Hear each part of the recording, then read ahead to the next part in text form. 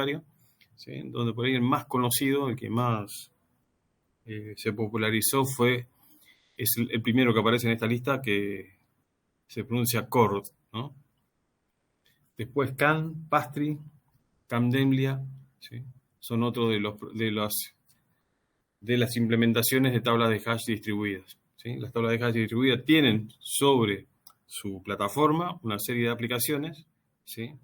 Y como dice acá, la herramienta formal, ¿sí? La base teórica de esto tiene que ver con modelar el ruteo a través de algo que se llama cadenas de Markov.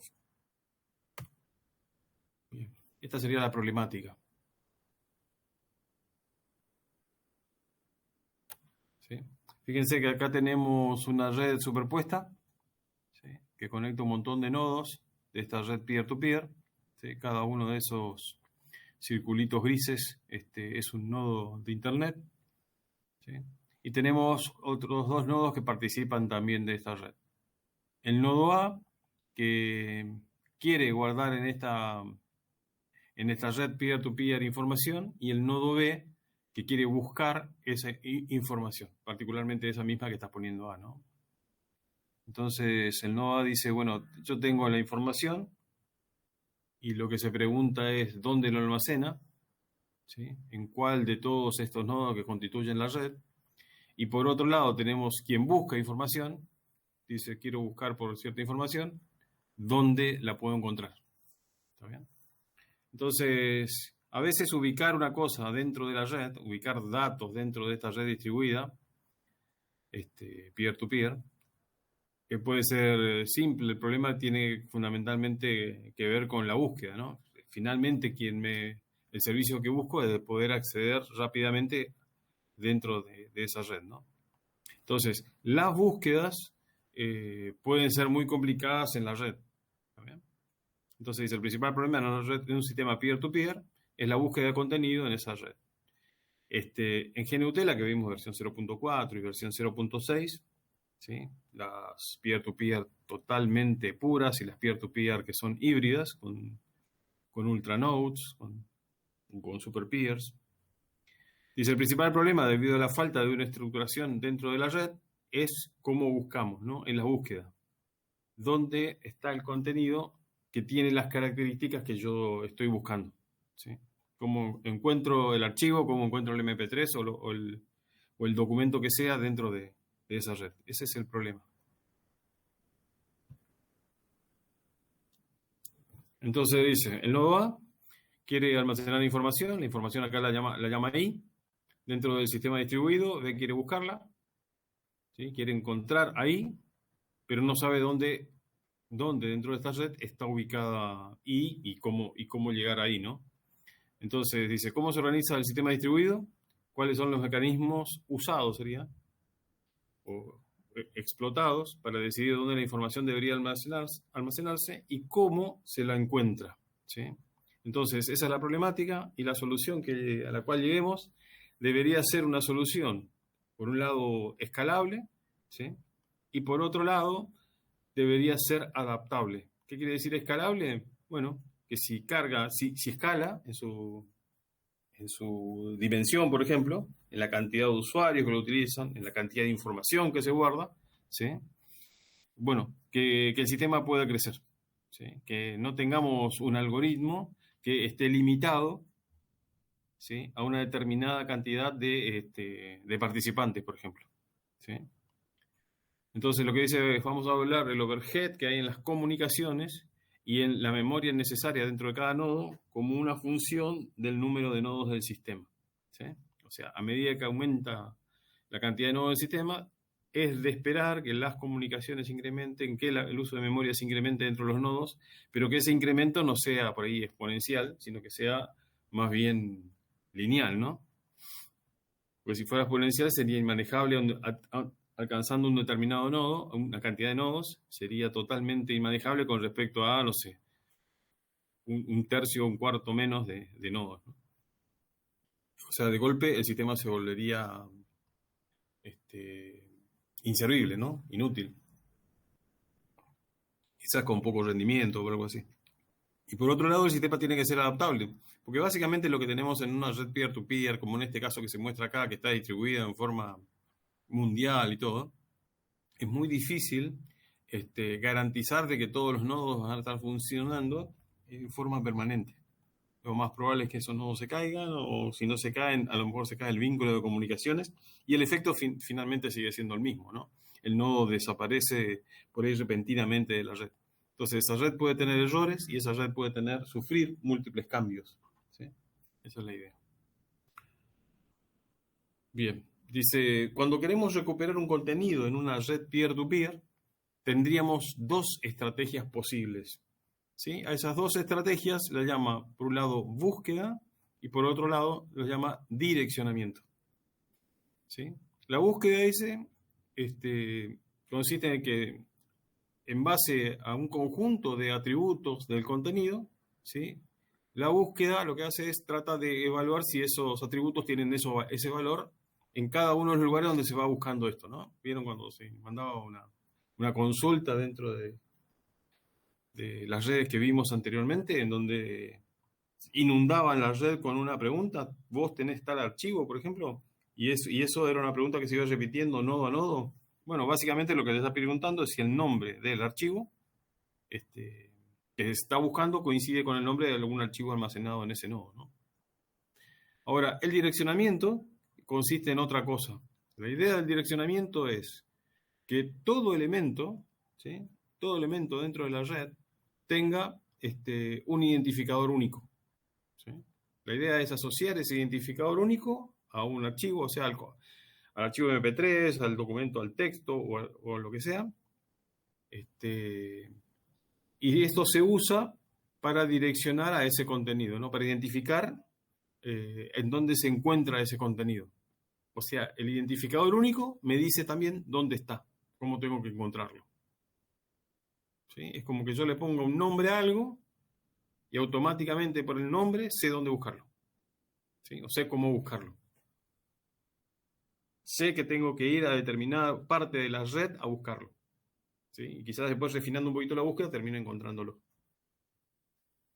Entonces dice, el mecanismo que se utilice para hacer esto, ya sea searching o addressing, influencia cómo se va a construir la red de overlay, la manera en que los objetos son apareados, digamos, con sus peers, ¿sí? Y la eficiencia de la búsqueda de contenido. ¿Bien? Nosotros lo que teníamos en los sistemas peer-to-peer que compartían archivos, teníamos, como decíamos, claro, una búsqueda, y la forma de hacer esa búsqueda era a través de inundar la red con la búsqueda, ¿no? Y para evitar de que esa pregunta viaje absolutamente por todos los nodos y no termine nunca, ¿sí? Incluso que se presenten ciclos o algo así, lo que se le hacía es se le aplicaba un time to live a la consulta, de tal forma que alcanzaba cierto número de nodos. Con lo cual podríamos, en ese caso, ese mecanismo, esa forma de buscar, me podría ocasionar de que yo obtenga falsos negativos, o sea que finalmente me diga, no, lo que está buscando no existe. Pero esa respuesta que obtengo, que es negativa, puede ser que sea mentira, ¿sí? Lo que busco sí existe, pero no fue alcanzado debido a que el TTL limita la búsqueda hasta una determinada extensión dentro de la red, ¿no? ¿Está?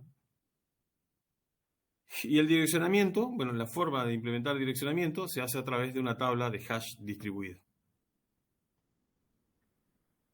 Entonces, con el direccionamiento aparece un identificador único con un objeto, ¿sí? Aprovecho ese identificador para buscarlo y de alguna manera lo puedo asimilar a que ese identificador que tengo, ese identificador único que tengo, que me da la dirección, es como si fuera la URL de un objeto que estoy buscando en la red. Que básicamente la URL lo que me dice es dónde está el archivo HTML, por ejemplo. ¿Ok?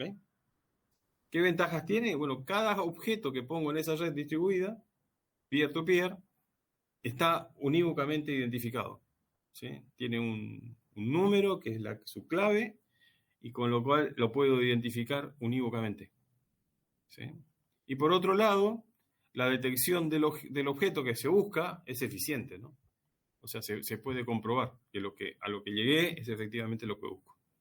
Tiene algunas desventajas, bueno, porque el direccionamiento, como dice acá, se basa en una tabla de hash. Por lo tanto, como desventaja, lo que tengo que hacer es calcular ese ID a través de una función de hash. Y la función de hash tiene una determinada carga computacional, ¿sí? Habitualmente ejecutan rápido, pero podrían desarrollar funciones de hash que por ahí no ejecuten tan rápido, ¿no? Que termine siendo complejo. Y por otro lado, la estructura de direccionamiento, ¿sí? Tiene su complejidad como para mantenerse, ¿sí? O sea, hacer de que un número identifique siempre a un objeto y que independientemente de lo que pase con la red, ¿sí? Yo pueda llegar a ese objeto. Bien, en el caso de las búsquedas, se busca por objetos, como dice acá, especificando los valores de un conjunto de palabras claves, ¿no? Nombre, tipo de archivo que busco, propietario, etcétera, ¿no? Entonces, como dice, similar a una búsqueda que uno hace en Google, ¿sí? Y es tipo, bueno, y está basado en dos algoritmos, como vimos antes, de GNUTella 04 y 0.6.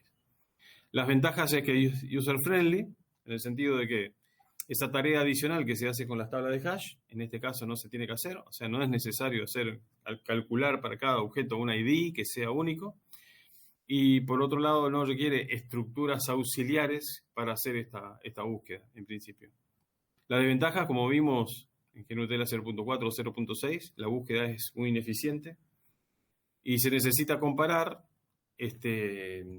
lo que yo busco, esos atributos por los cuales estoy buscando, con todos los objetos, ¿sí? Y eso tiene una sobrecarga de trabajo adicional, ¿no? Hace que la búsqueda, al final de cuentas, consuma también muchos recursos y encima es incompleta, porque solamente vive por determinada cantidad de saltos dentro de la red peer-to-peer. Bueno, ¿cómo es el overlay? La red de overlay no estructurada. No existe el direccionamiento, se evita el flooding de toda la red, mejorando el algoritmo a través de TTL. No hay reglas que mapeen el peer con el contenido. No hay reglas que definan quién se conecta con quién, o sea, cómo se construyen las vecindades. Dice, cada peer puede arbitrariamente seleccionar sus propios vecinos, incluso estos vecinos pueden no ser vecinos desde el punto de vista físico, sino solamente lógicos. Vecinos en la red de overlay, pero no vecinos en la red física. ¿Sí? Dice, esto no implica una falta completa de estructura, porque de alguna forma la red tiene cierta estructura. ¿Sí? Por otro lado, la red de overlay estructurada, que es lo que vamos a ver hoy y que se diferencia de las anteriores en mucho, ¿sí? Está definida por el mecanismo de búsqueda. O sea, esa red se fabrica, se compone de manera dinámica también, pero basado en un algoritmo predeterminado para garantizar el mecanismo de direccionamiento. ¿Sí? La estructura dice, define una topología de la red y dónde mapear el contenido. Dice, el ruteo es determinístico, o sea, en base a lo que yo busco va a recorrer determinados caminos, ¿sí? Y usa como base las tablas de hash distribuidas. Bien. Esta es una pregunta para ver si lo vieron. ¿En alguna materia vieron complejidad de algoritmos? Sí, profe. O sea que cuando yo digo, cuando yo le muestro esto que dice acá. Sí, es un constante, vendría a ser. Perfecto. Muy bien. Muy bien. Si tengo complejidad, algunos le dicen cerito de 1 y en realidad es una O, ¿no? Complejidad 1 o complejidad N. ¿Sí? Esto me dice qué tanto me va a costar hacer eso a nivel computacional. ¿Sí? Si lo que tengo es un 1 y lo que estoy haciendo es, si la complejidad computacional es 1 en la búsqueda, esto significa que cuando busque, en este caso, en un enfoque con servidor centralizado, ¿sí? Como el server sabe dónde se encuentran todos los datos, ¿sí? Yo le hago la consulta al server por un contenido y me demora una determinada cantidad de tiempo. Si lo hago por otro, me demora la misma cantidad de tiempo, ¿sí? O sea que la búsqueda en sí es prácticamente independiente de la cantidad de elementos y de lo que yo esté buscando. Siempre me da, o me debería dar, el mismo valor, ¿no? Entonces el contenido está almacenado en un servidor centralizado. El espacio requerido, su complejidad es n, porque va a depender de qué es lo que estoy compartiendo. Si estoy compartiendo un solo archivo, el espacio requerido es para un solo archivo. Si estoy compartiendo 1000 archivos, el espacio requerido va a ser como para guardar 1000 archivos, ¿sí? El ancho de banda, en esa red peer-to-peer, en donde tengo una conexión con el servidor y la construcción de la red de overlay, también depende de la cantidad crece de manera lineal con la cantidad de elementos que tenga, ¿no? De equipos que tenga. Y la complejidad de las consultas, dice, puede ser fácilmente manejada, porque al final de cuentas mi búsqueda, ¿sí? Que es un query, se lo paso al servidor centralizado y él lo puede resolver fácilmente porque justamente su función es responder esa consulta para poder localizar los archivos, ¿no? Entonces, en una red con un enfoque totalmente distribuido, o sea, todo lo contrario, totalmente centralizado, ¿sí? Tenemos una red no estructurada, la búsqueda, ¿sí? En el peor de los casos va a ser n cuadrado, su complejidad, porque en realidad todos los nodos se van a tener que vincular con todos los nodos, ¿sí? Y como dice acá, tenemos posibles optimizaciones, como por ejemplo el time to lead, y algunos identificadores para evitar que tengamos caminos donde se hace esa búsqueda que terminen siendo cíclicos, ¿no? El espacio requerido en una red peer-to-peer va a ser constante, porque en este caso no depende del número de nodos, sino que en realidad depende de la cantidad de datos, ¿no? Ante determinada cantidad de datos en esa red, el espacio requerido no es dependiente del número de nodos. Entonces, la idea es, sabemos que en un servidor centralizado se hace la búsqueda en el servidor centralizado. Y por otro lado, en una red no centralizada, peer-to-peer, no estructurada, lo que tenemos es el flooding como un método de búsqueda, ¿no? Entonces, si evaluamos esto por la cantidad de storage que necesitamos, la cantidad de memoria, o contra el overhead en las comunicaciones, ¿sí? Tenemos que el flooding nos traería un overhead importante en las comunicaciones, ¿sí? Y por otro lado, tendríamos que el servidor centralizado, claro, tendría que requerir suficiente memoria como para guardar toda esa información, ¿no? O sea, ninguno de los dos approach serían interesantes como para resolver todos los problemas, ¿no?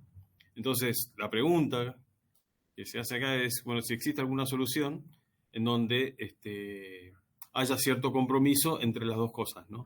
Entonces, que tengamos, de alguna manera, un overhead de comunicaciones menor y, por otro lado, a nivel de almacenamiento también menor, ¿sí? Encontrar un punto de equilibrio medio, esa sería la idea, ¿sí? Y ahí es donde aparecen como solución las tablas de hash distribuidas. Cuando yo hablo de tabla de hash, ¿ustedes entienden el concepto? No sé si lo mencionamos antes nosotros, creo que no. En esta materia creo que no se mencionó antes. Pero No, vieron, pero lo hemos visto en otras materias. ok. ¿Qué es, profe? Como, no, yo no recuerdo, que es como un índice. Lo vimos en objetos Estructura, 2, creo, el mapa, el hash estructura, table. estructura de datos. ¿En alguna materia de estructura de datos o algo así? Donde vieron árboles, pilas, colas, eso. Sí, sí, con Java lo vimos. Perfecto. Lo vieron conceptualmente con algún libro y después implementaron con Java. Bueno, Java te resuelve todo esto, ¿no? Con una tabla de hash. Bien, ahora lo vamos a ver cómo sería, ¿no? Pero habitualmente uno dice, tengo una tabla de hash, listo, tengo una tabla. La idea acá, lo que cambia, es que esa tabla de hash, en lugar de estar centralizada en un único punto, está distribuida entre muchos puntos. ¿Está bien? Entonces, donde la complejidad en una tabla de hash a nivel de overhead de comunicaciones es logaritmo de n, y la complejidad a nivel de uso de memoria también es logaritmo de n. ¿Sí? Entonces, eso me garantiza de que tengo escalabilidad. Por otro lado, es importante que elimina la desventaja que tengo con el flooding, de que en este caso Si busco algo y no lo encuentro, es porque no está. ¿Sí? O sea, mis negativos son verdaderos en una tabla de hash. Sin embargo, en el flooding, los negativos pueden ser falsos. ¿Sí?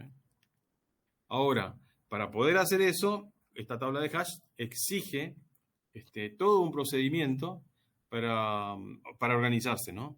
Porque si no, no se puede constituir. Por eso se dice que es una forma estructurada de construir una red peer-to-peer, ¿no? Hay todo un protocolo especial para incorporar nuevos nodos a la red, y por otro lado también hay un protocolo especial o un algoritmo especial para salir de la red, ya sea de manera voluntaria, o sea, porque el equipo se va a apagar y dice me voy de la red, o porque se cayó, ¿sí? Se cayó el servidor, el equipo digo, o se cayó el peer, o se cayó la conexión a la red, ¿no? En ambos casos es lo mismo, el nodo desaparece de la red.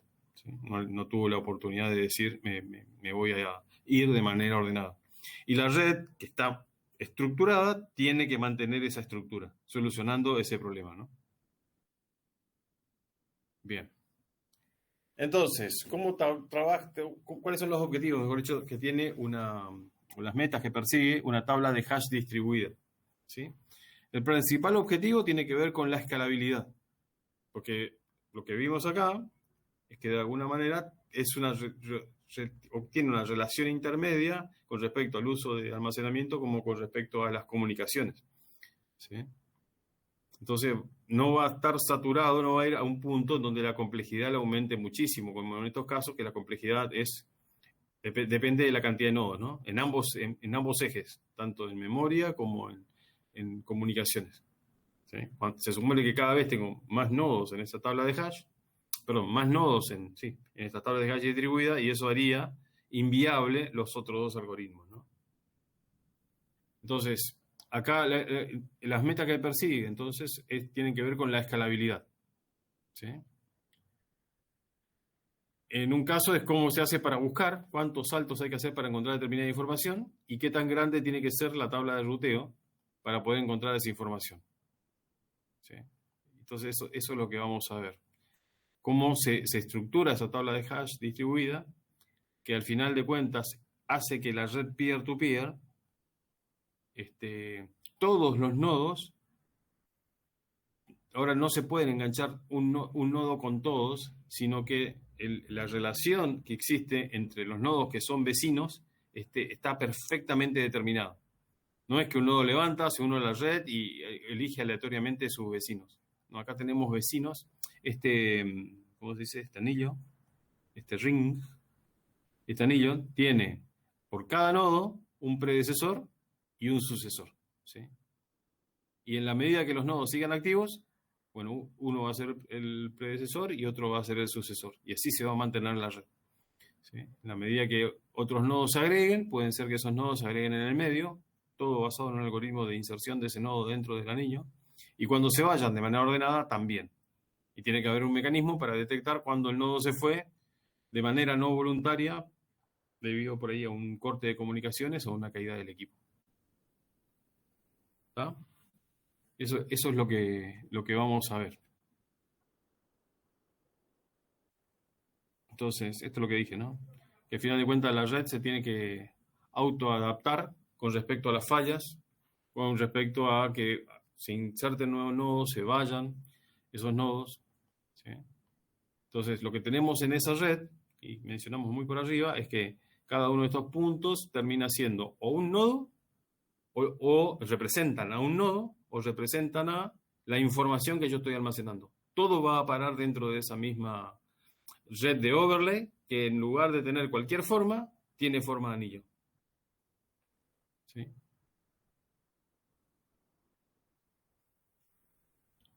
Bien.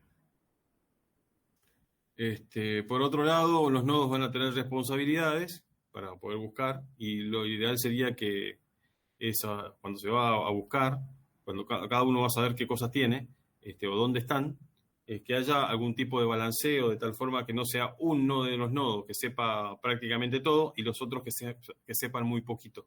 ¿Sí? Porque si hay algunos que saben muy poquito, van a trabajar menos que los que saben mucho más. ¿Sí? Y eso también va a afectar qué tanto tiempo y esfuerzo va a llevar la búsqueda. Va a quedar más claro cuando veamos el algoritmo. Para ver el algoritmo, primero tenemos que entender que es una tabla de hash.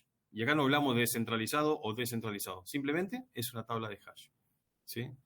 Entonces, esa tabla de hash tiene entradas. ¿Sí? A veces a estas entradas se les llama buckets, canastas. ¿Sí? Y lo que vamos a suponer acá es que tenemos 10 entradas y que lo que queremos insertar son estos 6 valores. ¿Ok?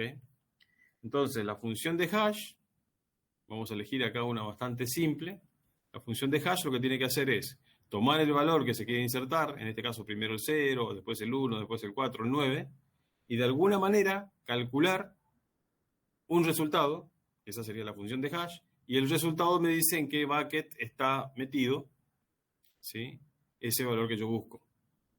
Esta es la forma de insertar, ¿no? Si quiero insertar el 0, 0, división entera, resto de la división entera sería, módulo 10, me da 0. Entonces el 0, el dato 0, el valor 0, va en la posición 0. ¿Sí? Si por alguna de esas casualidades tengo que, no sé, otro valor que quiero insertar, como por ejemplo el 10, ¿sí? 10 dividido 10 es 1. El resto de la división entera es 0. Por lo tanto, ese 10 tiene que ser metido dentro de este bucket.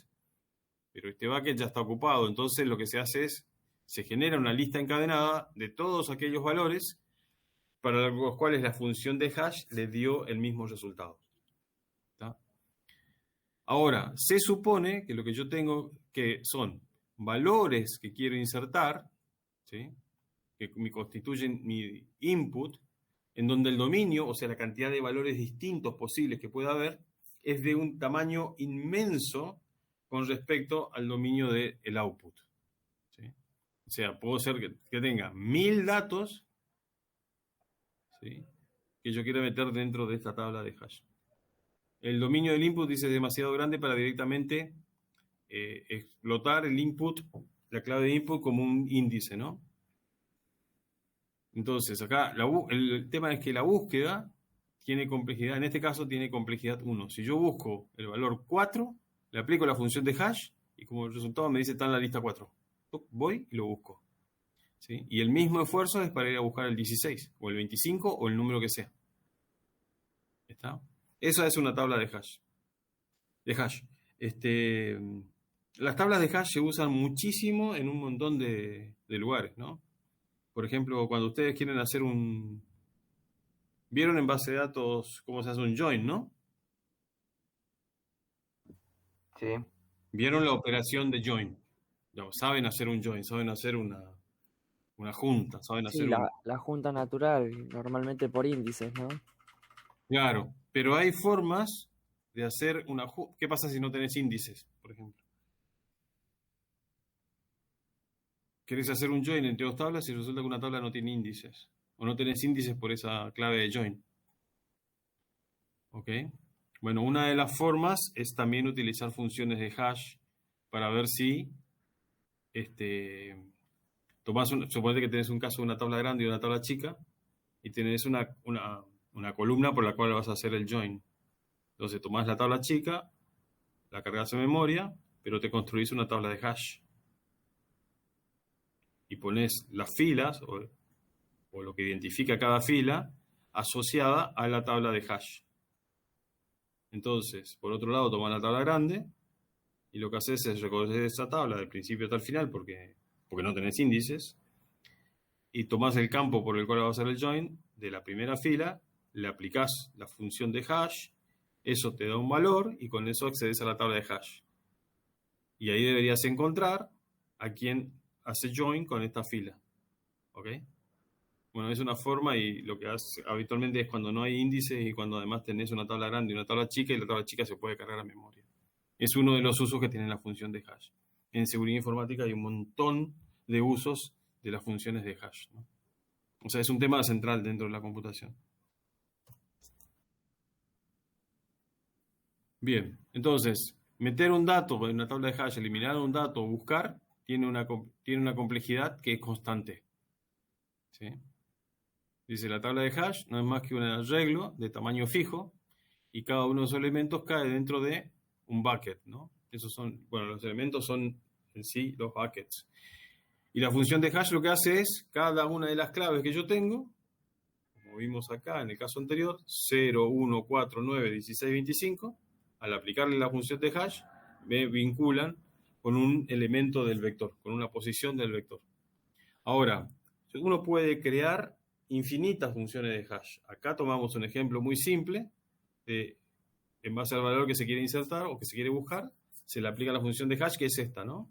Mod 10. El resto de la división entera cuando divido por 10. Esto me permite tener como output un espacio de valores posibles que van desde 0 hasta 9. ¿Ok?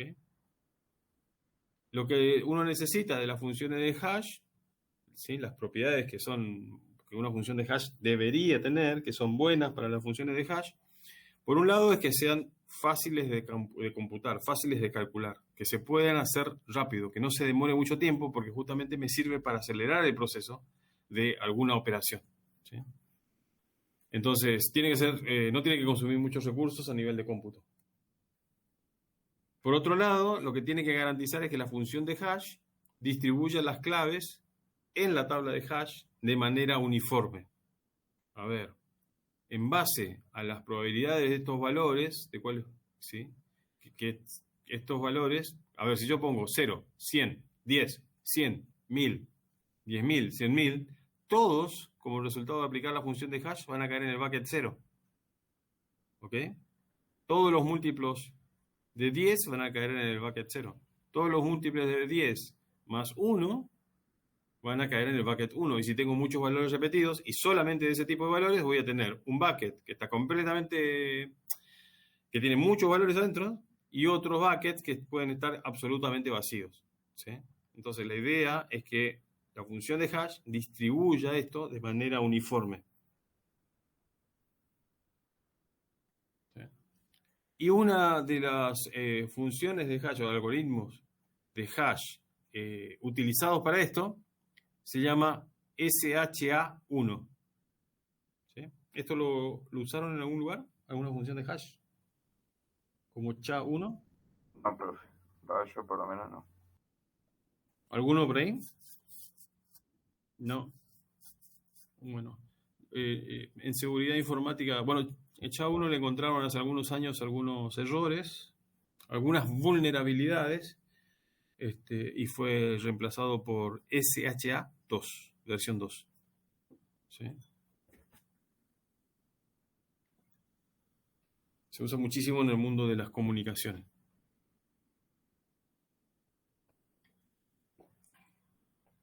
Este tipo de algoritmos, aplicarle una función de hash a un valor o a lo que sea, es como una función de ida. A ver, yo tengo un archivo cualquiera y le aplico una función de hash. Tengo un archivo y lo analizo carácter a carácter aplicándole una función de hash. ¿Sí? Como resultado tengo un número que habitualmente es bastante largo, 256 bits, por ejemplo, y esos 256 bits de alguna manera me representan a un documento. ¿Sí? O sea, a ver, suele pasar cuando uno se baja archivos de internet. Tengo el archivo en internet, me lo bajo. Y al lado del nombre del archivo habitualmente me viene un número, ¿sí? Que es el resultado de aplicar el algoritmo de SHA-1 o otros algoritmos como MD5 o algo así, ¿sí? Entonces, bajo el archivo, ellos me dicen, te tendría que dar este valor si le aplicas la función de hash, le aplico yo en mi destino la función de hash, y si me da el mismo valor, sé que el archivo es exactamente aquel que quise bajar de internet, que es una copia fiel. ¿Está? Para eso también sirve una función de hash.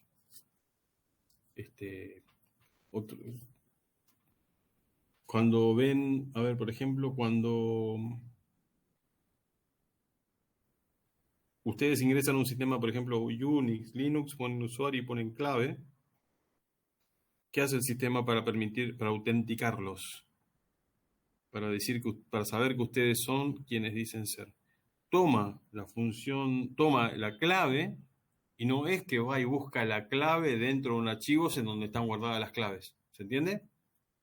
Porque sería muy inseguro. Cualquiera que vaya y encuentre ese archivo, se copia la clave y ya está. Tiene la clave de todos los usuarios. Lo he buscado por horas. Bueno, no está la clave así, y menos, no está la clave, como se dice, plana, sin encriptar, digamos, ¿no? Pero tampoco la clave está encriptada. Encriptar significa que yo le aplico que tengo la posibilidad de aplicarle una función de encripción, obtener otro valor, y después tener una función de desencripción que me vuelve al valor original. ¿Se entiende? Una función de hash es como un camino solo de ida. Existe la posibilidad de hashear.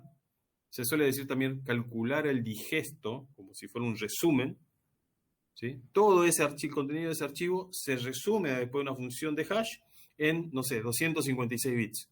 Pero a partir de esos 256 bits, yo no tengo una función de hash, de undo hash, de hacerlo al revés, para que me dé todo el contenido del archivo que tenía esa función de hash. ¿Se entiende?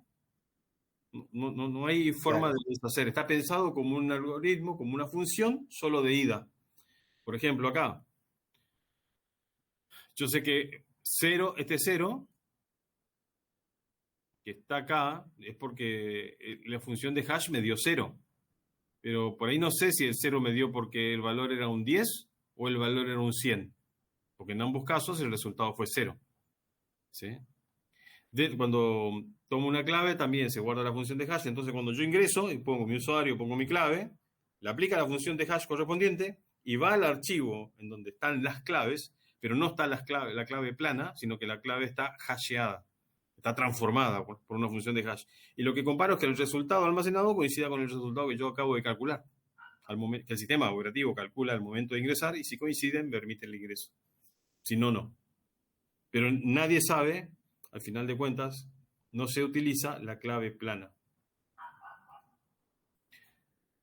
¿Sí? Lo que puedo hacer es, por fuerza bruta, decir, bueno, Daniel tiene, porque lo puedo encontrar, Daniel tiene como hash de su clave este conjunto, estos valores. ¿Sí? Que habitualmente en lugar de escribirlo en binario se escribe en hexadecimal. ¿Sí? 1, 3, 4, 8, B, C, P, C, F, etc. ¿no? Ese es el resultado de aplicar la función de hash a mi clave. Entonces dice, bueno, a ver, la clave también debe poner claves de 8 caracteres, así que probemos, empecemos a probar. 8 ceros, le aplicamos la función de hash. ¿Coincide? No. 7 ceros y un 1. ¿Coincide? Le aplicamos la función de hash. ¿Coincide? No. Y así probar absolutamente todas las combinaciones. Eso sería una especie de algoritmo de fuerza bruta, ¿sí? En donde necesito mucha capacidad de cómputo para probar absolutamente todas las alternativas y evaluar una función de hash. ¿Sí? Y tomar el resultado y ver si coincide con algo. ¿Sí? Es más, a ese algoritmo, a ese programa que aplica fuerza bruta para probar todas las combinaciones, le puedo yo decir, che, probame, en lugar de probar absolutamente todas, probá aquellas que tienen por lo menos de mínima 4 caracteres, en mayúsculas o minúsculas, por ejemplo, 2 caracteres en mayúsculas, 0, 1, 2 caracteres en mayúsculas y números.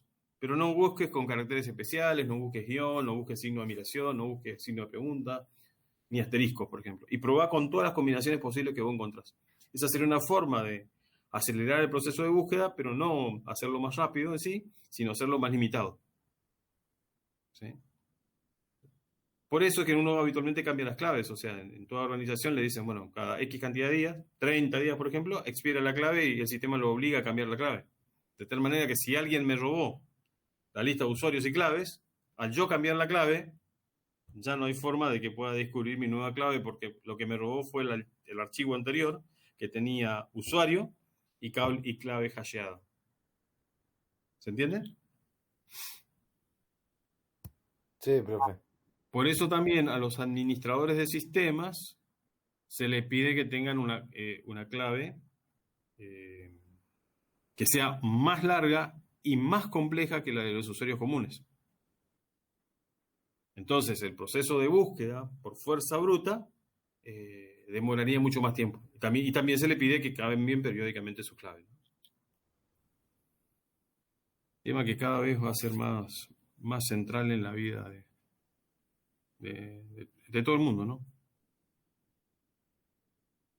Porque cada vez tenemos más sistemas para todos. Bueno, lo que tiene que ver claro es que acá yo tengo una función que me hace un mapeo entre el valor y un bucket, ¿no?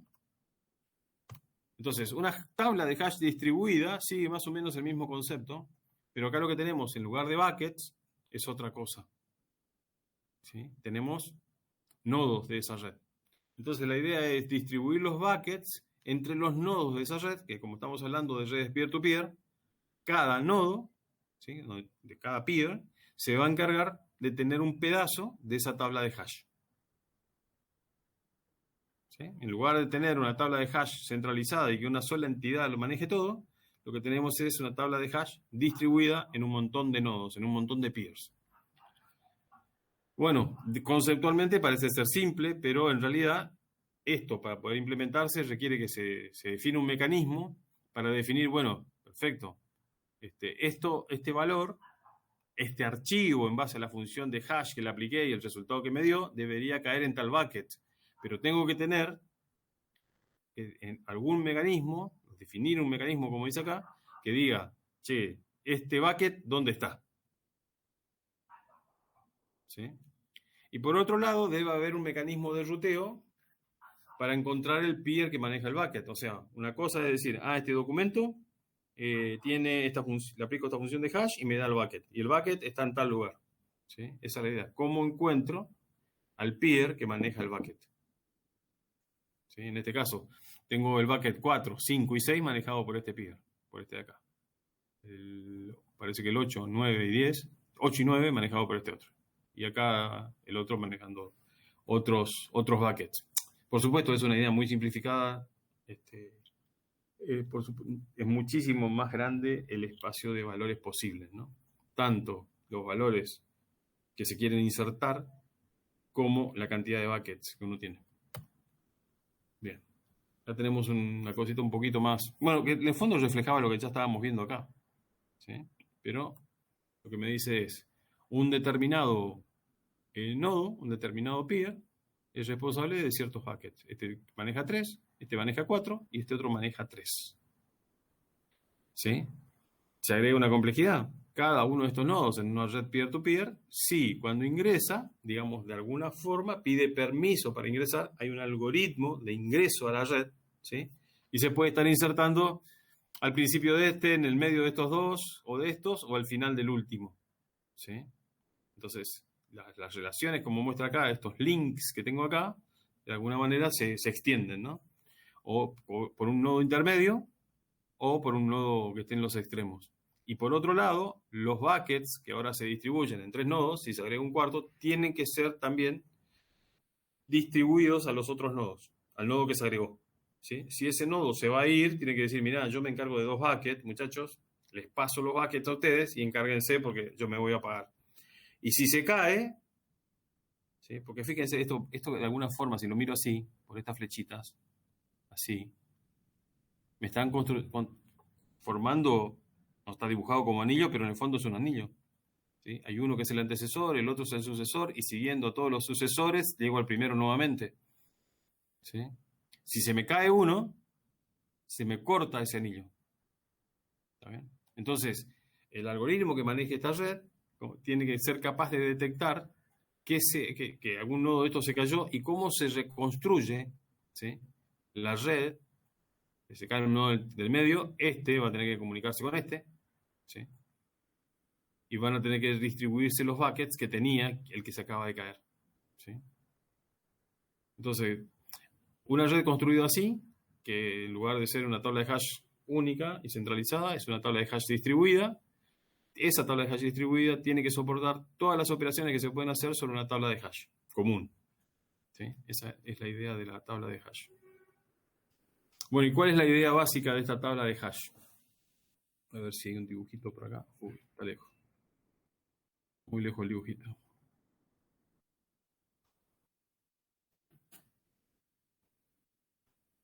Entonces, el mecanismo usado para detectar el peer que maneja un bucket dado es lo que caracteriza a la red,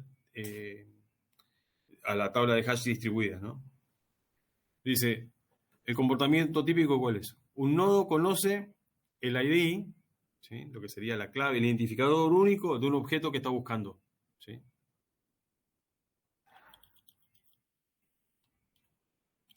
Con el ruteo lo que se hace es, uno va al nodo que es responsable de ese bucket donde está el ID. O sea, yo busco un objeto y ese objeto le aplico la función de hash y eso me lleva a un bucket. Entonces, bueno, en ese bucket es donde está el objeto que yo voy a buscar, ¿sí? ¿Está? Y después el nodo que es responsable del bucket, ¿sí? Lo que hace es, ya que están buscando ese contenido, él lo que hace es toma ese contenido y se lo envía directamente a quien lo está buscando, ¿sí? A veces manda el contenido, si es que los nodos contienen el contenido, si ellos lo almacenan, o a veces los nodos, según cómo se defina la red, con direccionamiento que sea directo o indirecto. Si fuera indirecto, en lugar de decir, bueno, acá tenés el objeto, el contenido que estás buscando, lo que dicen es, tomá esta IP y este puerto, o lo que sea, algo que identifique quién te va a dar ese contenido, quién te puede dar ese contenido. O sea, él tiene una referencia en lugar de tener el contenido en sí. ¿Sí? Dice, hay algunas abstracciones que son definidas en la tabla de hash distribuidas, ¿sí? La tabla de hash distribuida almacena pares de valores, key, value. Esa es la forma de funcionar. Y entonces, dado una key, la tabla de hash lo que me devuelve es un value, ¿sí? Y la tabla de hash aparea ese key con ese value, ¿sí? Mantiene esa, pero sin una semántica, sin un significado particular, más que a este key le corresponde este value y nada más. ¿Está? Entonces, no tenemos al principio nada. Y lo que vamos a agregar en ese anillo que conforma nuestra red totalmente estructurada, tenemos que agregar en esa red los nodos y los datos. Entonces, tomo un nodo, ¿sí? Y a ese nodo, aplicándole una función de hash, obtengo un identificador único. Un número entre 0 y un valor alto, que después vamos a ver, entre 0 y un valor alto, muy alto, y dentro de y yo construyo lógicamente un anillo en donde el 0 es el inicio del anillo y el número más alto es como si estuviera enganchado al final del anillo. El número más alto más 1 es el 0, nuevamente. O sea, se nota como un anillo es circular. Entonces, tomo un nodo, le aplico una función de hash y lo meto con ese identificador único dentro del anillo. Tomo un dato, un archivo, por ejemplo, le aplico una función de hash, me da un identificador único y lo pongo dentro de ese anillo. ¿Sí? Entonces, esos números que se asignan, como resultado de la función de hash, esos identificadores que se asignan, caen dentro de ese anillo, en algún punto de ese anillo, pero todos caen dentro del mismo anillo. No es que se tratan por separado los nodos y por otro lado se tratan los datos, ¿sí? A ambos se le aplica la función de hash y todos van a parar al mismo lugar. Ahora bien, los nodos, que tienen capacidad de cómputo, digamos, son responsables de administrar una porción del espacio de direcciones. O sea, esos nodos dicen, cada uno de esos nodos que está dentro de ese anillo, dicen, yo me voy a encargar de esta parte, ¿sí? De estos valores posibles, ¿sí? Lo cual sería, me voy a encargar de un conjunto de buckets, ¿sí? Entonces, si tengo un nodo y después tengo otro que está más atrás, más adelante, como acá, por ejemplo, tengo un nodo acá y otro nodo, acá lo veo como extendido y acá lo veo como circular. Tengo un nodo y tengo otro y tomé un dato, acá mejor. X es un nodo, le aplicamos la función de hash, me dio 2906, ¿sí? Este es X. Y es un nodo, le aplico la función de hash y me da otro número, 3485. Tengo un ítem de datos, D, por ejemplo. Le aplico la función de hash, me da 3107. ¿Sí? Me cae en el medio. Los números son crecientes en este sentido del anillo, ¿no? En el sentido de las agujas del reloj. Entonces, todo dato que caiga después del número de nodo, ¿sí? De alguna manera son administrados por el nodo que viene a continuación. ¿Sí? él se encarga de todos esos valores, de lo que sería de todas esas entradas dentro de la función que me devuelve la función de hash. La función de hash me puede devolver cualquier valor intermedio entre x e y. Ambos son funciones de hash aplicadas a los nodos. Alguna característica del nodo, ¿sí? Y como resultado, si yo tengo un dato y como resultado de la función de hash obtengo un valor intermedio entre x e y, bueno, como es un valor superior a x, le corresponde a y administrarlo. ¿Ah? Entonces acá dice, este es un escenario simple, los nodos y los contenidos se mapean en un espacio de direcciones lineales. Acá me muestra, ¿sí? Si lo muestro así, como si estuviera desplegado el anillo, o lo muestro así, directamente como anillo, ¿sí? Que van entre 0 y 2 a la m-1. ¿Sí? Ahora, ¿con qué valor de m suelen trabajar este tipo de redes? ¿Sí? Con m igual a 160. O sea, 2 a la 160. O sea, la cantidad de valores posibles que me puede generar la función de hash, ¿sí? Es increíble. ¿Sí? Seguramente la cantidad de valores posibles que tiene la función de hash es muy superior, muy superior a la cantidad de información que yo y de nodos que yo termine poniendo dentro de ese anillo. ¿Sí? Por lo tanto, la probabilidad de que, no sé, el hash de un nodo y el hash de un dato, por ejemplo, o el hash de dos nodos o el hash de dos datos coincida, es prácticamente 0. ¿Sí? Y eso que se llama colisión es lo que un buen algoritmo de hash, de una buena función de hash, debería garantizar.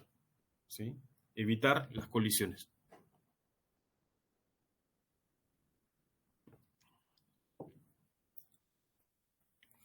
Bueno. ¿Se entiende esto, no? Creo que el concepto fundamental es que ambas cosas, tanto los nodos como los datos, van a parar se le aplica una función de hash y van a parar dentro del mismo anillo. Y esto determina quién se carga de cada uno de esos valores. Bien. Perfecto, profe. ¿Sí? Bueno, muy bien. Entonces, esa es la forma de direccionamiento, ¿no? Ahora, después dice, cada nodo es responsable de una porción contigua del espacio de direcciones, o sea, de algunos buckets. ¿Sí? Los buckets son los resultados de la función de hash. Entonces dice, los datos son mapeados dentro del mismo espacio de direcciones lógicas de los nodos a través de la función de hash. Es todo lo que ya vimos. ¿Sí? Cada nodo almacena información relacionada a los datos mapeados sobre su porción del espacio de direcciones. ¿Sí? Y lo que no vimos, pero que tiene que de alguna manera ser resuelto, es, muy contentos estamos con distribuir determinada información para que lo administre todos estos que están acá, todos estos que caen en el medio, como este dato, ítem de datos, de alguna manera son manejados por este nodo. ¿Qué pasa si este nodo se cae? ¿Qué pasa si este nodo se rompe? ¿Sí? Bueno, entonces lo que dice es, más allá de ver esto así conceptual como lo estamos viendo, que en donde todo funciona y nada se rompe, nada se cae, y si se cae, en realidad lo que hace es se va de manera ordenada, ¿sí? Ese no sería el problema. El problema es cuando esto se termina rompiendo. ¿Sí? Entonces, para garantizar la reconstrucción de ese anillo, es necesario contar con cierta información redundante. Tiene que haber algún tipo de replicación. ¿Sí? Bueno, acá vemos lógica, acá abajo tenemos físicamente cómo está la red superpuesta. Estos son los nodos. ¿Sí? Ahora, a los nodos se le aplica una función de hash. Esa función de hash devuelve un valor y acá se los ordena de una manera lógica en base a la función de hash dentro de ese anillo. Entonces dice, cada nodo es responsable por un intervalo de identificadores. Los identificadores son lo que se obtienen a partir de la función de hash. ¿Sí? Entonces, los intervalos se podrían solapar. ¿Sí? Los intervalos que maneja un nodo, pueden solaparse con los que manejan otros. Entonces, eso me va a dar cierto nivel de redundancia. Por otro lado, se tiene que garantizar una adaptación continua de esta red, porque los nodos ingresan y salen de la red. ¿Sí? Y por otro lado, hay que tener presente de que, bueno, yo tengo un mapa de red físico real, ¿sí? Una topología, como dice acá, real, que por ahí no tiene absolutamente nada que ver con este anillo. que se construye desde el punto de vista lógico. Porque esa es la visión que ahora tenemos de lo que sería la capa de overlay, ¿no? Que no tiene nada que ver con la red de overlay que veíamos en otros esquemas de peer-to-peer. Acá tengo un anillo. Bien. Bueno, cuando ingreso un dato a la red, ¿dónde está almacenado ese dato? Le aplico una función de hash, acá dice, le aplica la función de hash, SHA-1, esto ya cambió. Si viéramos una PPT nueva de hace algunos añitos atrás, ya diría SHA-2, porque le encontraron vulnerabilidades a SHA-1. De hecho, Windows ya no soporta SHA-1. Bueno, los sistemas operativos en general ya no soportan más SHA-1. O lo soportan por temas legacy para viejos sistemas, pero no para nuevos. Entonces, dice, voy a ingresar el dato D, le apliqué la función de hash, me dice que el valor es 3107. Bueno, como ese valor lo tiene que manejar este nodo, ¿sí? Es a él a quien se lo informo. Es a él el que se entera que está esta información y él se encargará de almacenarlo, ¿sí? La otra es tener almacenamiento indirecto, en donde le aplico la función de hash a ese dato D, ¿sí? Me dice en qué nodo, pero el nodo lo que se le informa es la dirección IP en donde está guardado el dato, ¿sí? ¿Quién tenía el dato? Calculó dónde insertarlo, acá, en el primer caso, y lo insertó. ¿Quién tiene el dato? En el segundo caso, calculó dónde insertarlo y lo que hizo fue simplemente informar su IP. Para quien termine buscando este dato y se lo pregunta al nodo que administra el 3485, pues, maneja el 3107, él va a saber dónde se encuentra esa información, en esta dirección IP. Bien, entonces en el almacenamiento directo, como dice acá, la red maneja los dos valores, ¿no? Almacena tanto la clave como el valor, ¿sí? El valor de hash, lo que da el ID único de la clave, y maneja el dato asociado a ese identificador único. ¿Está bien? El dato es entonces almacenado y cuando es insertado en la DHT, ¿sí? Queda el nodo, ese va a ser el responsable.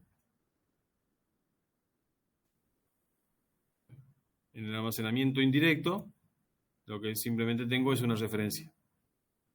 Y listo.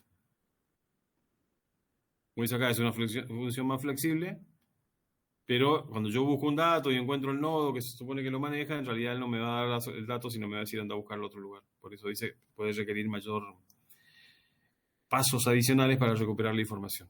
Bueno, ¿cómo es el ruteo?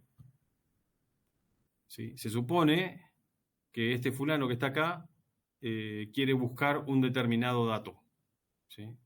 El dato que busca se llama MyData, ¿sí? Supongamos, busca el archivo que tenga ese contenido y solo ese contenido, ¿sí? Le aplica la función de hash y le da 3107. Entonces, lo que tiene que hacer es seleccionar de toda la red un nodo arbitrario en donde comenzar la búsqueda, ¿no? Por eso dice acá, esto es el nodo inicial, él se conecta al 611, ¿sí? Y cada uno de estos nodos tiene un componente que se llama tabla de ruteo que le dice, él sabe si él administra ese dato y si no, en base a su tabla de ruteo, lo direcciona a otro nodo, ¿sí? Entonces lo que haría acá es, le preguntaría al 611, che, ¿vos tenés el 3107? ¿Sí? Y él le dice, no, pero tengo un puntero de alguien en mi tabla de ruteo a quien le puedo preguntar, ¿sí? Entonces le pregunta a otro nodo, no le pregunta, en el medio estarían acá los datos, ¿no? Intermedios. Le pregunta a otro nodo. Ese nodo tiene una tabla de ruteo que se fija si lo tiene y dice, no, yo tampoco lo tengo, pero tengo una tabla de ruteo que me dice quién lo puede tener. ¿Está bien? Entonces se mueve dentro de esta red a otro nodo. Fíjense que en este caso, el 611 salteó todos estos nodos intermedios y se fue y le preguntó al 2011. El 2011, en base a su tabla de ruteo, salteó al 2207 y le preguntó al 2906. Y como el 2906 tampoco lo tiene, dice, no, yo no lo tengo, pero quien lo tiene, en este caso ya sabe quién es el 3985. ¿Está? Y el 3985, que es el responsable de administrar el dato 3107, ¿sí? Lo que tiene es el par clave valor. Entonces, en lugar de tener el archivo en sí, que contiene adentro solamente el string MyData, bueno, él no lo tiene, sino que ahí tiene la dirección IP y el puerto a donde hay que ir a buscar ese dato. ¿Está? Acá lo que nos falta ver, más allá de bueno, cómo entran los nodos, cómo salen, qué pasa si se cae un nodo, es este mecanismo de ruteo. ¿Sí? Cómo se rutea, que es clave para... Porque si el ruteo es preguntarle siempre al siguiente nodo, estamos complicados, digamos, ¿no? Porque finalmente se le va a preguntar a una... la complejidad va a ser muchísima, porque a medida que aumente n, ¿sí? Va a aumentar la complejidad de búsqueda, porque se le va a preguntar a todos los nodos intermedios. Sin embargo, acá lo que estamos viendo es que utilizan una tabla de ruteo que permite saltar a nodos intermedios que seguramente no tienen la información que yo busco. Profe, Sí. me pregunto porque, ¿cómo elige arbitrariamente el primer nodo inicial? ¿Por qué elige uno arbitrario y no elige el que esté más cerca del valor de hash que le dé el dato, que seguramente va a ser el que lo tenga? Porque no sabe dónde vive ese nodo. Porque ¿Y vos cómo estás... sabe que el primero que elige, cómo sabe que vive ese nodo? Bueno, ahí hay distintas implementaciones. Nosotros vamos a ver cómo hace Cort, que es por ahí el mejor sistema. Se Bueno, escribe short, ¿sí? Porque a su bien, vez el 611 tiene que saber dónde está, por qué va a ir al 211, digamos, ¿no? ¿Por qué no fue directamente al 296? Porque en claro, el fondo todos tienen información de ruteo parcial. ¿Sí? Esa es la idea. Porque si no, la tabla de ruteo, ¿te imaginas que cada uno tuviera una tabla de ruteo que dice para todos estos valores, dice para este valor tenés que ir a tal lugar, para este otro valor, tal otro lugar? Eso si fueran 200 cosas que vos podés buscar, 200 MyData, digamos, que querés buscar, es como que necesitas tener 200 entradas para saber dónde está cada uno. ¿Sí? Pero acá estamos hablando, y vamos a volver a ese slide. ¿Dónde está? Ah, acá. De que la cantidad de elementos que puede tener este anillo, entre nodos y datos, ¿sí? Es de 2 a la m menos 1, en donde suele suceder que ese m es un número inmenso. 2 a la 160 debe ser, no sé, no tengo una tabla que me defina eso, pero es fácil buscar, es probable que sea, no sé, más que la cantidad de granitos de arena que existen en todas las playas del mundo, más o menos así, es lo más probable. ¿Sí? Nosotros habitualmente como seres humanos estamos acostumbrados a pensar en términos lineales, ¿sí? Eso no sale bien. O sea, no sé, me quiero comprar un par de zapatos, me salen 10 pesos, me quiero comprar 2 pares de zapatos, me salen 20. Y me quiero comprar 3, me sale 30. Eso lo tengo bastante claro, digamos. Todos los seres humanos entendemos cómo funciona tenemos un pensamiento lineal, ¿sí? Entendemos la linealidad. Esa complejidad la tenemos clara. Nos resulta natural. Sin embargo, algo que sea, por ejemplo, exponencial, como esto, 2 a la 10, a 160, no lo tenemos muy claro. No sé si escucharon alguna vez, si tengo una hoja de papel y la empiezo a plegar, después de cuántos pliegues, el ancho llega a tener el ancho que separa a la Tierra de la Luna. sí, lo escuché alguna vez, profe. Y el número es irrisorio, o sea, uno dice, no puede ser si estamos hablando de una hoja de papel que no tiene ni 1 milímetro de ancho. ¿Está bien? El tema es que primero si fuera 1 milímetro sería 1, al plegar a la primera sería 2, después sería 4, y ahí vamos creciendo siempre en potencia de 2. ¿Sí? Bueno, este número también es inmenso. Entonces no puedo construir una tabla de hash, una tabla de ruteo, perdón. Una tabla de ruteo que incluya todos los datos. Entonces, las tablas de ruteo también son parciales. Bueno, entonces acá lo que hizo es se buscó el dato, finalmente se lo encontró quien lo administra ese dato, y él me dice anda a buscarlo a este lugar, bueno, y de ese lugar es donde se hace el requerimiento, ¿no? Dice el nodo 3485 envía esto, a quien requirió la ubicación de un determinado valor. del 3107, ¿no? Y él de alguna forma después va a tener que recuperar el dato. Bueno, es necesario que la red, la tabla que maneja la tabla distribuida, la tabla de hash distribuida, esté balanceada. Porque si estuviera desbalanceada, en el sentido de desbalanceo, podría ser que un nodo maneje muchísima información y que otros nodos manejen poca información. O sea, que la función de hash, al distribuir los datos que se guardan en esa tabla de hash distribuidas, ¿sí?, esos datos caigan en muchos entre dos nodos y pocos entre otros pares de nodos. ¿Sí? Si estamos desbalanceados, el sistema va a ser menos robusto. Esto quiere decir que si hay alguna falla va a ser más afectado.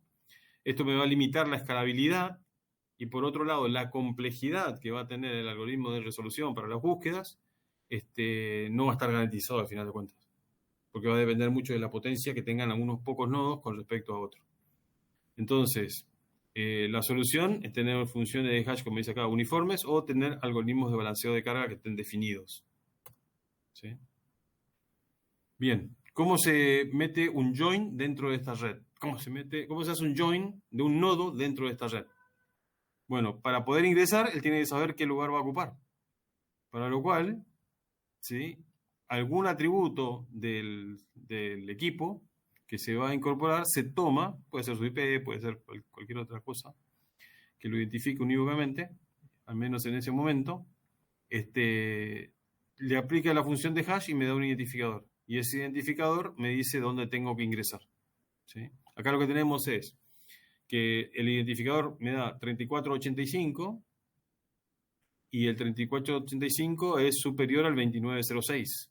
¿Está bien? Acá para simplificar, podríamos decir que hay otro valor que es el 4000, por ejemplo. Entonces, así sabe que tiene que ponerse en el medio de los dos.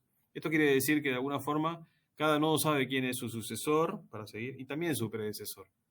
¿Sí? Y sabe cómo engancharse en esa lista que estaría como doblemente encadenada, ¿sí?, en el medio. ¿Está bien? Entonces, otra vez dice, se contacta un nodo en forma arbitraria, ¿sí?, que eso se llama el bootstrap node. Detecta el punto exacto dónde tiene que hacer el join, cómo se tiene que incorporar a ese anillo, determina el predecesor y el sucesor, y cuando él cae ya en el medio, a partir de ahí le dicen, bueno, vos te vas a encargar de este conjunto de buckets, o sea, de este conjunto de espacios y direcciones lógicas, ¿sí?, que corresponden a vos. O sea, acá, todo lo que antecede, o sea, después del 2207 viene el 2208. Si la función de hash va 2208, 9, 10, etc., hasta 2906 es manejado por el 2906, por este nodo. Todo lo que venga a continuación es manejado por el siguiente. Como antes estaba el 611, todo este espacio que vemos acá estaba manejado directamente por el 611. Ahora, al incorporarse el 3485, él se va a encargar de este espacio que le queda hacia el 2906 y el 611 se va a encargar del remanente, que ya lo tenía, ¿no? Va a tener que delegar algunos de esos para que sean administrados por este nodo. ¿Sí? Entonces, bueno, copia las claves valores asignadas, dice, que ya tenían los anteriores, y por otro lado, se hace una inserción para que ahora él esté. Ahí digamos que se actualizó el vecindario, ¿no? Entonces, el 2906 tiene que saber que su sucesor ya no es el 611, sino que es el 3485. ¿Sí? Y el 611 tiene que saber que su predecesor no es el 2906, sino el 3485. ¿Cómo se abandona la red? ¿Sí? Bueno, sí, hay dos formas de que se abandone esa red, ¿no? Por un abandono voluntario, o sea, mi nodo se va a apagar, entonces, como parte del proceso de apagado, como está el software, lo que hace es informa a los distintos componentes que él se está separando de la red, ¿no? Se está yendo. Entonces lo que hace es, dice, bueno, yo manejo todo esto, ahora le toca a ustedes, ¿sí? Y se lo distribuye a los nodos vecinos. Se copia las claves y valores, los pares estos claves y valores a los nodos correspondientes, y el nodo desaparece, ¿sí? El nodo desaparece de una estructura de datos que tienen cada uno de los nodos que se llama tabla de ruteo. A ver, cuando estábamos acá, digamos, más allá de cómo eligió este nodo de Bootstrap, él en base a su tabla de ruteo dice, mira, yo no sé dónde está el 3107, pero hace un cálculo mirando su tabla de ruteo, que no es muy grande, y accede al nodo 2011. ¿Sí? El mejor lugar, la mejor aproximación que le da la información que él maneja con su tabla de ruteo parcial es ir a preguntarle al 2011. ¿Ok? El 2011 a su vez tiene su tabla de ruteo. ¿Sí? No tiene la información de toda la red, pero la información parcial al menos le da una aproximación. Dice, mira, yo no sé, pero preguntarle al 2906. Y es el 2906 quien descubre quién es el que maneja, ¿sí? A ese valor de clave, en este caso el 3107. Pero cada uno de estos nodos tiene una pequeña tabla de ruteo. Cuando un nodo se va, ¿sí? Aquellos que apuntan directamente a ese nodo tienen que actualizar la tabla de ruteo. ¿Sí? Si este nodo dice, sí, el que me sigue a mí y que te puede resolver el problema es el 3485, si este se va, este puntero va a tener que cambiar, ¿no? Y si otras tablas de ruteo, porque las tablas de ruteo no necesariamente apuntan al siguiente, sino que apuntan a algunos que están separados 2 posiciones, 4 posiciones, 8 posiciones, también en potencia. ¿Sí? Si alguno lo apunta al nodo 3485 y él se está yendo, esas tablas de ruteo se tienen que modificar. Hay una modificación en un montón de componentes de la red. ¿Sí? Ahora, si el nodo se va, eso digamos que se resuelve bastante simple, porque hay un procedimiento claro en la salida de un nodo de forma ordenada de la red. Ahora, si lo que sucede es que el nodo falla, ¿sí? Y esa falla puede deberse a distintos motivos, ¿no? Se cayó el equipo porque se rompió el procesador o directamente se cayó el switch y perdimos comunicación. ¿Ah? Si un nodo repentinamente se desconecta de la red, todos los datos almacenados en él se pierden, ¿sí? Si es que no están almacenados también en otros nodos. Por lo tanto, la red tiene que manejar el concepto de redundancia de información, ¿no? Redundancia de datos. Y la redundancia muchas veces se da a partir de la replicación. ¿Sí?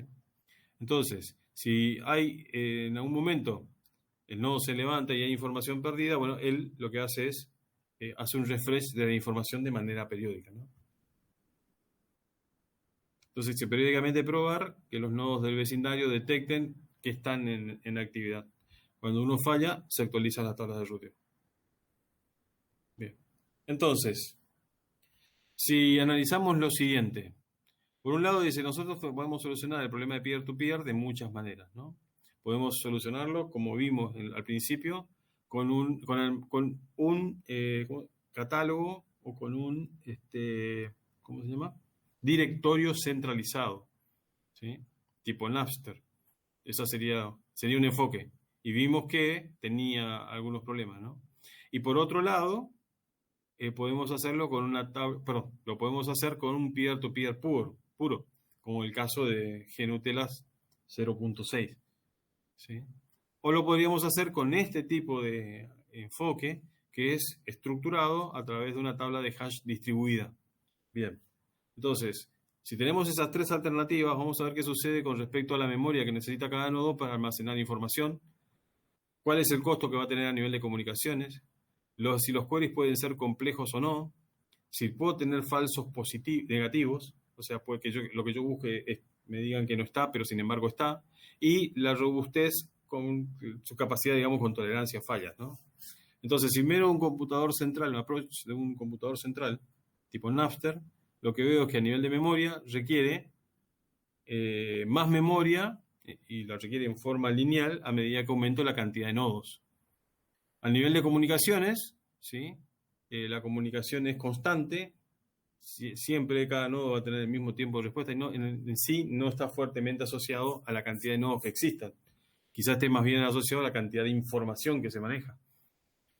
Por otro lado, si soporta queries complejos, sí, se puede hacer un query complejo en donde se le preguntan por distintos atributos que tiene que cumplir el dato que se está buscando y él podría resolverlo y decirme, mira, ese dato que vos estás buscando, tipo una consulta en Google, ¿no? Está resuelto en este conjunto, sería de ahí de páginas, ¿no? Falsos negativos, ¿cómo es? No puede dar, ¿sí? O sea, eso está resuelto, porque él sabe todo, el computador central sabe todo lo que está, ¿sí? Porque él maneja el catálogo completo. Si se busca un dato y él dice que es falso, ¿sí? Y si se dice que está, también está, ¿no? Está en algún nodo, independientemente que después ese nodo esté activo o no, ¿no? Y con respecto a la robustez, bueno, no es tolerante a fallas, porque se cae el nodo central y no anda nada. Bueno, si en una red peer-to-peer, donde se utiliza el flooding, ¿qué es lo que tengo? Tengo a nivel de memoria, es constante el uso de memoria en cada uno de los nodos. A nivel de comunicaciones puede ser complejo a medida que se aumentan la cantidad de nodos, puede ser una complejidad n cuadrado. Los queries pueden ser complejos, sí, porque se puede consultar por muchos atributos. Puede dar falsos negativos, sí, porque debido a que se evita la inundación de toda la red, esto no devuelve, puede decirme que no está y sin embargo está. Y con respecto a la robustez, sí es robusto, porque al final de cuentas, en una red peer-to-peer pura, todos los peer, ningún peer tiene una función especial diferente con respecto al peer de al lado, ¿sí? Así que todos, si se cae un nodo, no hay problema, el sistema sigue funcionando sin inconvenientes, ¿sí? A lo sumo lo que sucedería es que se actualiza dinámicamente la red de overlay, nada más. En el caso de una tabla de hash distribuida, su complejidad a nivel de uso de memoria, el logaritmo de n, o sea, es menos que lineal. Lo mismo pasa a nivel de comunicaciones, porque vieron que la forma de comunicarse con sus vecinos es bastante simple, ¿sí? A ver, creo que esto lo refleja mejor. Se puede conectar con sus vecinos directamente, como también puede saltear muchos vecinos para llegar a uno que esté no conectado a él directamente, ¿ok? Pero el nivel de comunicaciones no es alto. Queries complejos, no se puede hacer queries en realidad, porque lo que yo tengo es, yo busco un archivo y ese archivo tiene un ID, y lo que se busca es ese ID. No ese o más o menos este ID y que cumpla otra condición, que sea un documento que tenga más de 20 páginas, que además que el idioma sea español y otras características. No se analizan esos atributos. Solo se hace búsqueda por ese ID. ¿Puede dar falsos negativos? Nunca, porque él le aplica la función de hash, con eso obtiene el ID de lo que busca y ese elemento está o no está, ¿sí? No me caben dudas. Y con respecto a la robustez, si algún nodo se cae, bueno, esta red se reconstruye. Así como tenemos un algoritmo para incorporar nuevos nodos, también tenemos el algoritmo que está preestablecido para reconstruir ese anillo en el caso de que un nodo desaparezca, por cualquier motivo. Ya que el sistema es robusto, es tolerante a fallas. Bueno, ¿qué tiene de bueno las redes con tablas distribuidas, tablas de hash distribuidas?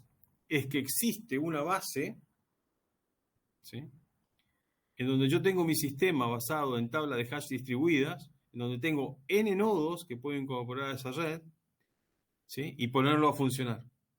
Y sobre esa capa, ¿sí?, utilizar la API que me provee la tabla de hash distribuida, ¿sí? Tengo la posibilidad de insertar algo con cierta clave, ¿sí?, esta clave para este valor, ¿sí? Puedo hacer un get para obtener, supongamos que sean documentos, este documento en base a este identificador, y lo que obtengo como resultado es el documento o es el valor, ¿sí?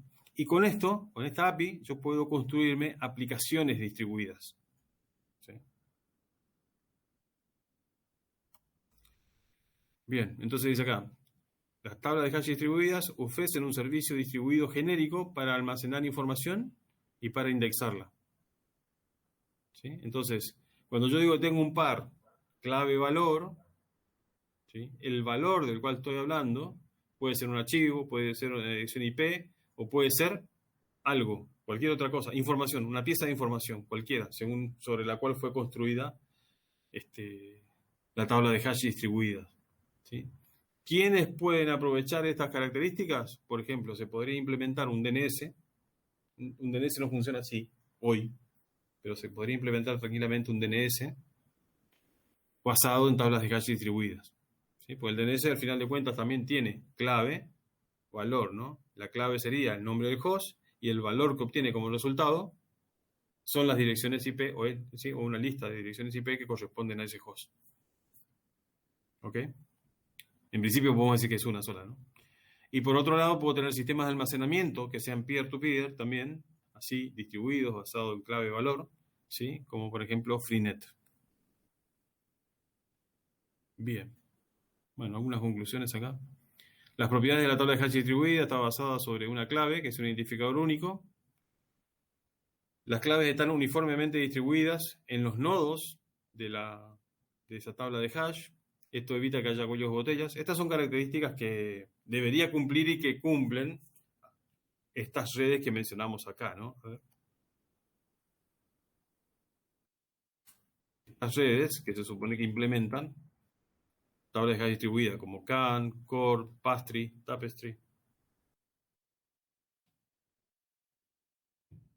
Permiten una inserción incremental de claves. Por otro lado dice, bueno, no evitan cuello de botellas, son fault tolerant, se queda algún nodo y continúan, se auto-organizan o reorganizan esta red, son simples y eficientes, y bueno, y pueden soportar varias aplicaciones.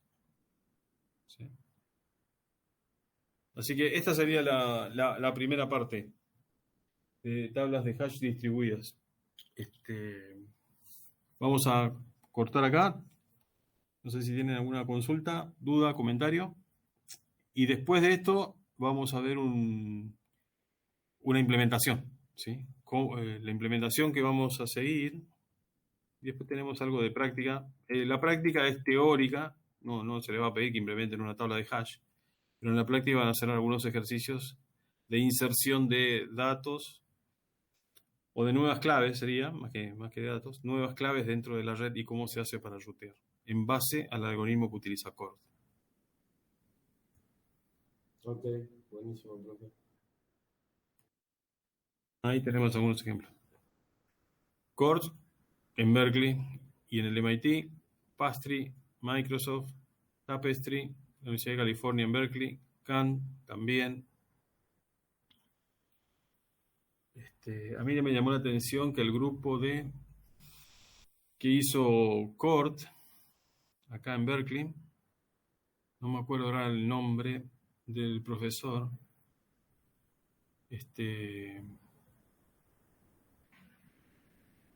terminó construyendo una empresa para poder, primero open source, y a cargo estuvo uno de los ayudantes de cátedra.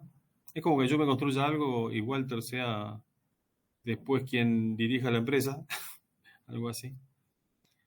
Y después se hicieron otros desarrollos y al final la empresa se transformó en una empresa que cotiza en bolsa en los Estados Unidos. Salieron a la bolsa y ganaron millones de dólares. Increíble.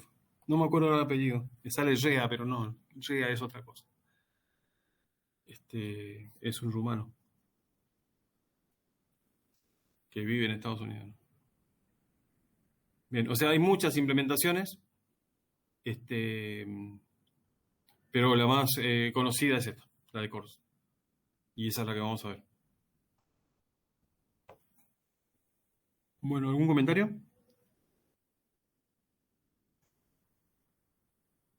Por mi parte no, profe. Vamos a pasar algunas semanas que no nos vamos a ver, así que la clase que viene y varias clases las va a dar Walter, ¿sí? Con la cual van a avanzar con la práctica.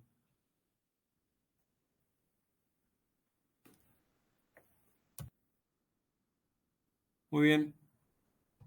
Buenísimo, profe. Buena semana. Igualmente para ustedes.